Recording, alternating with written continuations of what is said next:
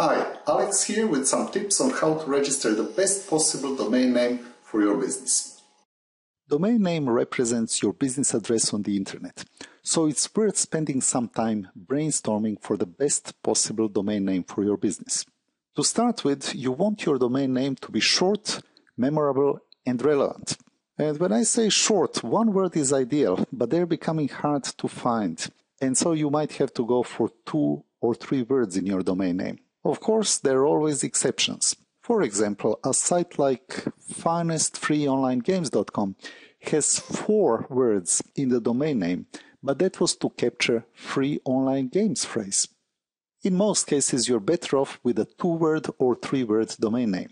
Next, make sure that your domain name is easy to remember, and finally make it relevant. Remember that places like Google.com or Amazon.com had to invest lots of money and effort to associate their domain name with their service, and they probably only did it because domain names like Search.com or Books.com were not available. Next, when you register a top-level domain, the question is whether you go for .com or .com.au, for example, if you happen to be running a local business. And the rule here is that if you're running a local business, by all means, register a local domain name. But keep in mind that as your business expands and you enter the worldwide market, you will want to have the .com as well. So it is best to register both to start with, and only then consider domains like .net, .org, and .biz. From the technical point of view, .net is as good as .com. However, .coms are always perceived as being more valuable, and therefore it's a good idea to register .com first.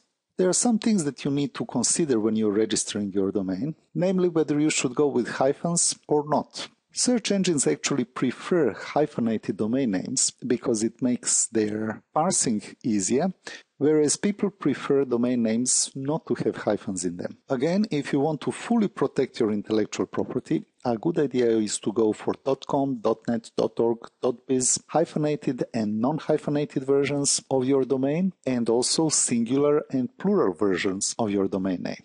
Next, make sure that you register your domain name for at least 2 years.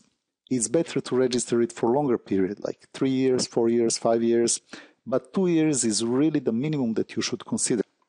There is an important reason for that.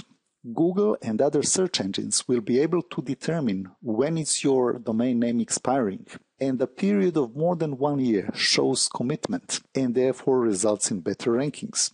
Low-quality websites are typically registered for only 1 year, so don't make the mistake of registering your domain for just 1 year. Finally, and this is really important, make sure to match your domain with your web hosting. For example, if your audience is located mainly in the United States, then go for a .com domain and make sure that your website is hosted in the United States as well. For an Australian business, it is better to go for .com.au and to make sure that the business is hosted in Australia. This will result in the higher search engine rankings and the faster loading of your pages when they are visited by your target audience.